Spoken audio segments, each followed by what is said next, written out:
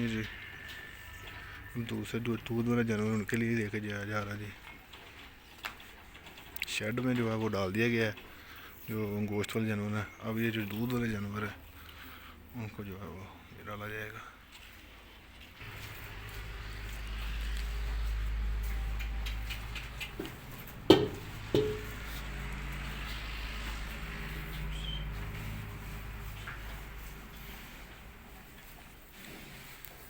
ये जो दूध देने वाले जानवरों के लिए डाला जा रहा है।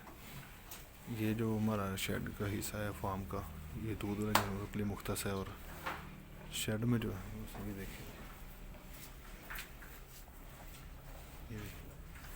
इनके जो है चावल मिक्स कर दिया गया सब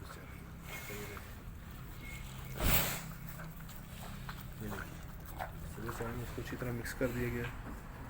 और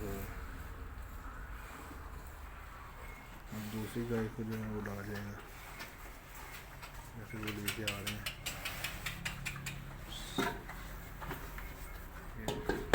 बना दे खा मिक्स कर दिया है।